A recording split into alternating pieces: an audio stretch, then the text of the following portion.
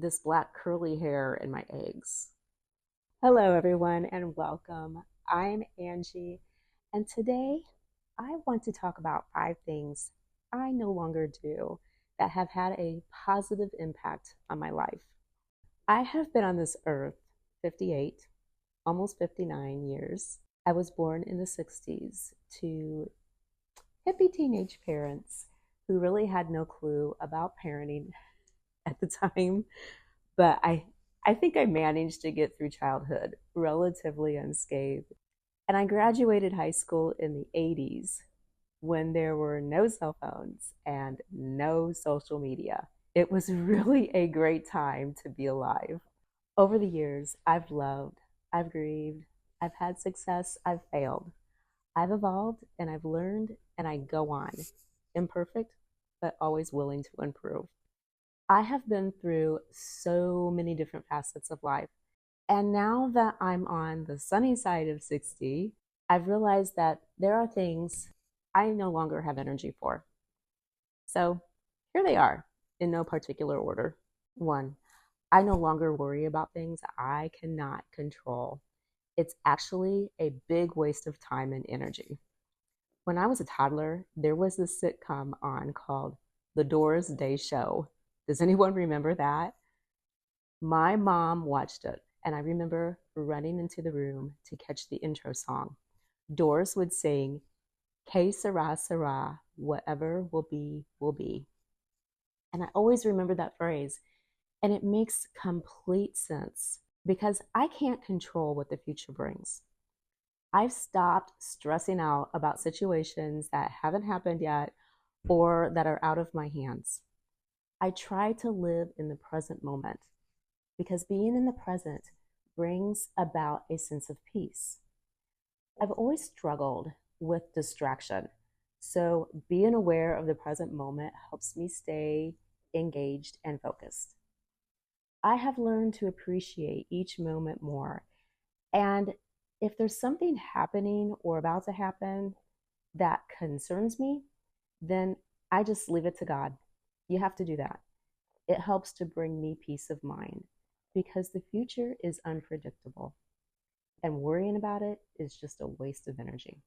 Two, I no longer care what other people think of me. Oh, this one was a hard lesson. In my younger years, I had this notion that everyone liked me. And so I was also a bit of a people pleaser. I never wanted to rock the boat or be confrontational in any way. And when I was married to my first husband, he was a confrontational person. So I would feel like I had to balance him out by going to the other extreme, which will probably be the subject of another video. But a few years ago, after I remarried, I had a bad experience with this, I will call her a narcissist in my new family, who didn't like my reaction to how disrespectfully she was treating my husband. So instead of talking it out like adults, she set out to smear me on social media and to the family. And I learned real fast how toxic and really how troubled this person was. This is her burden, not mine. What others think of me is none of my business. I know my own truth and I feel like I'm a good person. So if someone doesn't like me, that's actually on them. I don't have time to worry about all the little problems. I just focus on being the most authentic person I can be. And if you don't like it, I'm sorry. Something to remember is we appear differently to different people based on how they perceive us.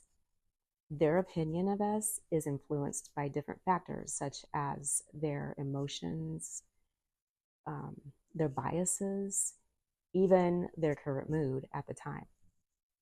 To a friend, you may appear warm and funny and relaxed, but a coworker might see a different side of you, so they perceive you as professional and focused, maybe.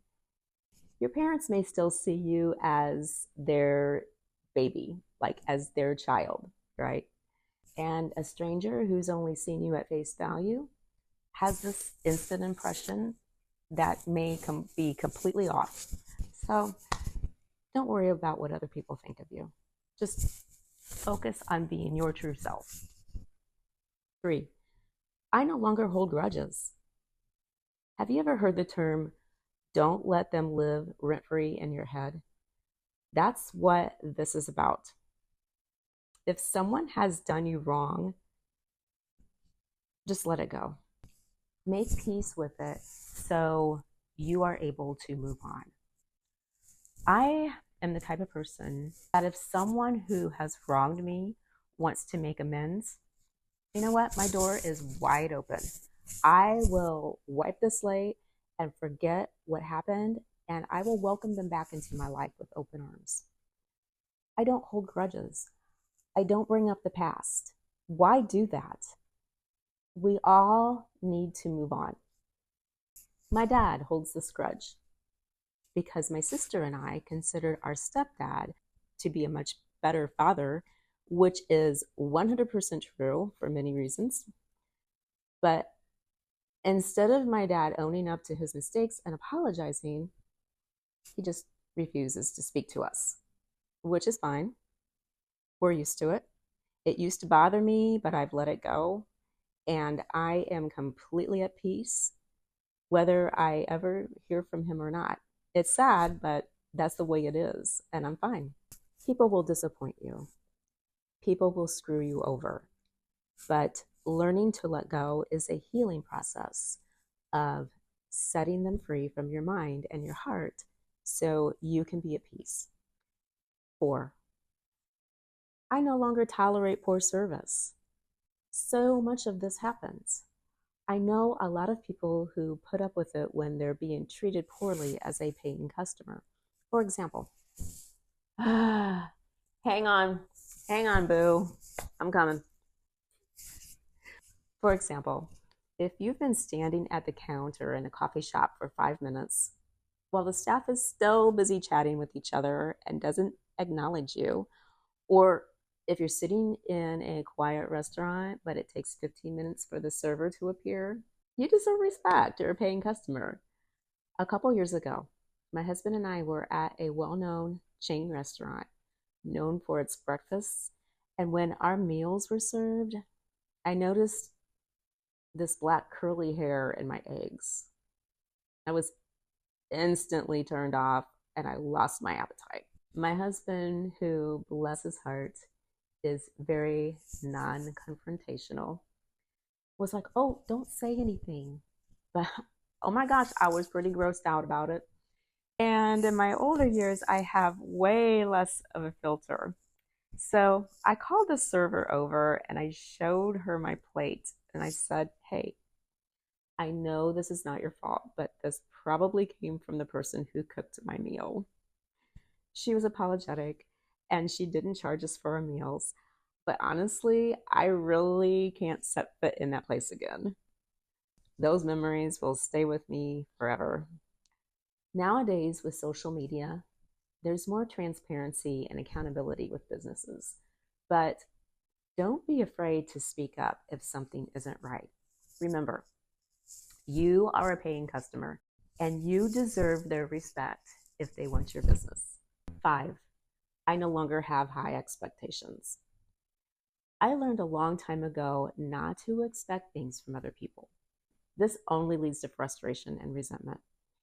There's an old quote that goes something like, if you expect nothing from anyone, you'll never be disappointed. About 10 years ago, I befriended a woman who I thought would end up being my best friend. She was fun and vibrant and had this wild past that fascinated me. We ended up doing a lot of things together and we confided secrets with each other. At first, it was great, but over the next couple years, she became less and less available. I was always the one that was instigating to meet up, but it got to the point where she was always canceling on me. So I just stopped. I don't know if it was me or just the fact that her life was hard and she didn't have the energy for our friendship.